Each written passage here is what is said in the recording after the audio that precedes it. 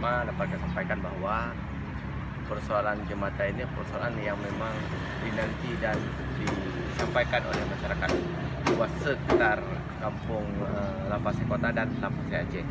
Jembatan ini adalah fungsinya untuk masyarakat Lampasai Aceh sekitarnya dan juga masyarakat Lampasai Kota untuk menjalin silaturahmi lebih erat dan juga untuk melaksanakan ibadah sehari-hari. Misalnya masyarakat Lampasai Aceh sekitar ini akan hadir ke Munasah Masjid Muhajirin ini untuk melaksanakan sholat untuk beribadah. Kemudian juga untuk anak-anak melakukan pengajian sehari-hari rutin di Masjid Muhajirin ini. Setelah kita berikan ini, apa harapan kita? Harapan kita adalah kepada warga masyarakat Lampasai Kota dan Lampasai Aceh, jembatan ini sudah kita bangun, jadi mudah-mudahan digunakan semaksimal mungkin dan juga dirawat sehingga jembatan yang telah kita bangun akan bertahan lama dan difungsikan untuk hal-hal yang bermanfaat untuk masyarakat sekitar daerah ini.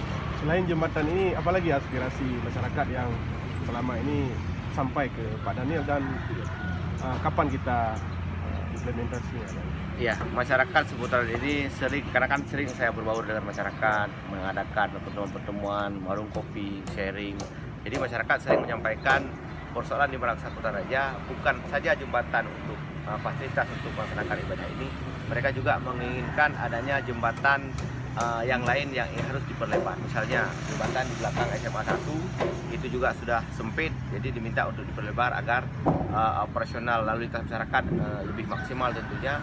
Kemudian juga ada jembatan di Lampasai Aceh. Kemudian juga disampaikan bahwa kita juga mengadvokasi dan memperjuangkan satu lagi jembatan jembatan pintu air yang sekarang sedang dibangun sudah mencapai sekitar 50%. Mudah-mudahan di akhir tahun ini karena dengan waktu kondisi yang ada bisa selesai. Kalaupun nggak selesai maka dilanjutkan di tahap berikutnya.